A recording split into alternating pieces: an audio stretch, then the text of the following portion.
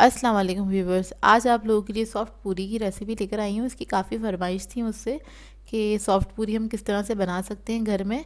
और ये बहुत ही मज़ेदार पूरियाँ बनती हैं, बाज़ार से ज़्यादा अच्छी होती हैं घर में बनाना। और इनका टेस्ट भी बहुत अच्छा होता है। आप इस रेसिपी को ट्राई करेंगे तो आप लोगों को अंदाज़ा होगा।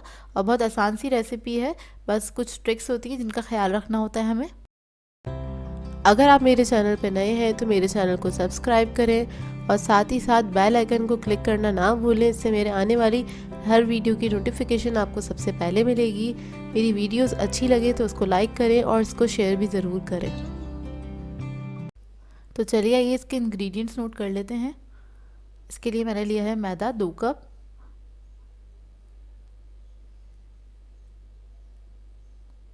दही चाहिए हमें 2 टेबलस्पून, नमक चाहिए हमें half tea spoon, cooking oil चाहिए हमें 2 टेबलस्पून।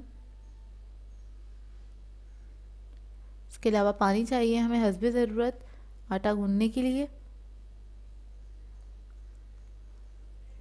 तो इसके लिए मैंने एक बड़ा थाल ले लिया है, उसमें मैदा ऐड कर दिया है। मैदे के साथ मैं नमक और दही भी ऐड कर दूंगी।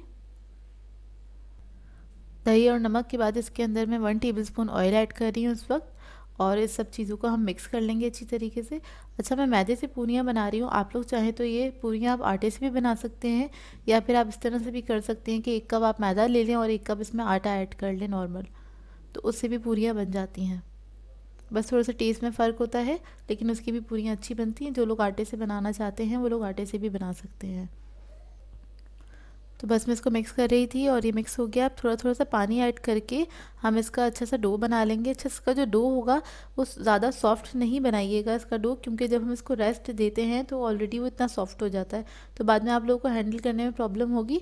तो बस इस बात का ख्याल रखिएगा कि नॉर्मल जो हम आटा गूंदते हैं उससे थोड़ा सा टाइट होना चाहिए इसका आटा, ना बहुत ज़्यादा सॉफ्ट नहीं होना चाहिए। इसको समेटने के बाद बस थोड़ा सा हमें इसको नीट करना है 2 से 3 मिनट तक, ज़्यादा इसको नीट नहीं करेंगे। बस थोड़ा सा नीट करने के बाद इसके अंदर मैं 1 टेबलस्पून ऑयल जो है वो ऐड कर दूंगी।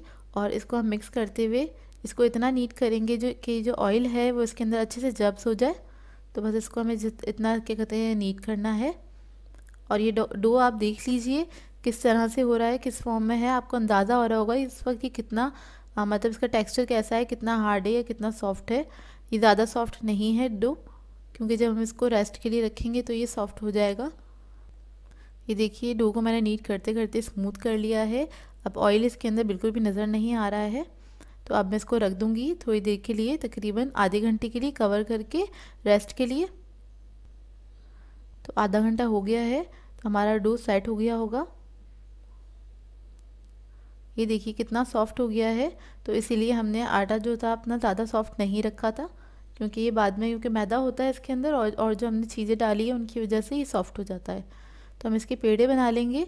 अच्छा, मैं थोड़े बड़े साइज़ की पूरियाँ बना रही हूँ, ये आप पे डिपेंड करता है, आपको जो साइज़ पसंद हो आप उस साइज़ के इसके पेड़े बना सकते हैं। थोड़ा सा ऑयल हाथ पे लगा लेंगे और इसके पेड़े बना लेंगे। अच्छा, सॉफ्ट पूरियाँ बनाने के लिए ज़रूरी है कि आप इसके ऊपर ऑयल ही लगाएं, मतलब क्या कहते हैं खुश्क आटा इस्तेमाल ना करें पेड़े वगैरह बनाने में या इसको बेलने में।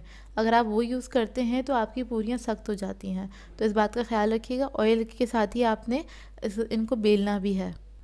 अच्छा, मैंने सारे पेड़े तैयार कर लिए थे और मुझे पूरियाँ इधर ही बेलनी हैं। तो मैट पे मैंने ऑयल लगा लिया है अच्छे से। बहुत ज़्यादा ऑयल नहीं लगाइएगा कि आपको वो स्लिप हो और फिर आपको बेलने में परेशानी हो। तो बस आपने थोड़ा सा ऑयल लगाना है और इसको आप लोगों ने बेल लेना जो आपको साइज़ पसंद हो।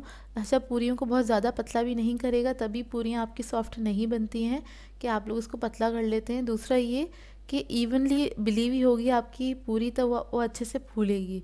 अगर कहीं से भी मोटी पतली इस तरह से होगी तो वो सही से नहीं फूलती है। तो ये देखिए मैंने बेल ली है। अब इसको हम फ्राई करेंगे। तो ऑयल मैंने गरम करने के लिए रख दिया था, तो इसको हमें हाई फ्लेम पे ही इसको फ्राई करना होता है। बस आपने जैसे ही इस पूरी को तेल में डालना है तो एक स्पून की मदद से इसको हल्के हाथ से आप थोड़ा सा प्रेस करेंगे तो इसके अंदर स्टीम बन जाती है, जिसकी वजह से पूरियाँ जो हैं फूल जाती हैं। तो अच्छा, इसको मैं थोड़ा गोल्डन ब्राउन कर रही हूँ। तो कलर भी आप पे डिपेंड करता है, अगर आप लोगों को अच्छा गोल्डन ब्राउन कलर पसंद है तो आप लोग इस तरह से इसको फ्राई कर सकते हैं, नहीं तो आप वाइट कलर की भी पूरी निकाल सकते हैं। मतलब उसको फ्राई करके आप निकालें और चंद सेकंड में ही हो जाती है। तो पूरियाँ बस बहुत जल्दी जल्दी फ्राई हो जाती हैं। इसके पेड़े बनाना और आटा गूँधने में ही थोड़ा टाइम लगता है। मैं दूसरी पूरी आपको फ्राई करके दिखा रही हूँ। बस आपने इसमें फ्लेम का ख़्याल रखना है कि जैसे ही आपने एक पूरी क्या कहते हैं बेल के आपने उसको फ्राई कर लिया, तो उसके बाद आपने फ्लेम थोड़ी सी स्लो कर देनी है दूसरी पूरी डालते वक्त। जब आप दूसरी पूरी डाल देंगे तब आपने फ्लेम हाई कर देनी है। तो ये देखिए पूरियाँ हमारी कितनी अच्छी माशाल्लाह से फूली फूली सी बन रही हैं। बहुत आसान सी रेसिपी थी। आई होप आप लोगों को अच्छी लगी होगी ये रेसिपी, और जिन लोगों की फरमाइश थी उनकी पूरी हो गई होगी। देखिए पूरियाँ मैंने ट्रे में निकाल ली थी, और ये निकालने के बाद भी कितनी सॉफ्ट है आपको दिख ही रही होंगी। मैं आपको तोड़ के दिखा रही हूँ, ये देखिए। और ये पूरियाँ निकाले हुए मुझे काफ़ी टाइम हो गया है, मतलब ये तकरीबन 10 मिनट हो गया। ठंडी हो चुकी हैं पूरियाँ, उसके बावजूद इतनी सॉफ्ट है। आई होप व्यूवर्स आप लोगों को ये रेसिपी अच्छी लगी हो। अच्छी लगे तो उसको लाइक ज़रूर कीजिएगा। सो व्यूवर्स अगर आप लोगों को मेरी रेसिपीज़ अच्छी लगती हैं तो मेरे चैनल को सब्सक्राइब करें, लाइक ज़रूर किया करें, शेयर भी ज़रूर किया करें अपने फ्रेंड्स के साथ, फैमिली के साथ। तो मुझे अपनी दुआ में याद रखिएगा। अल्लाह हाफ़िज़।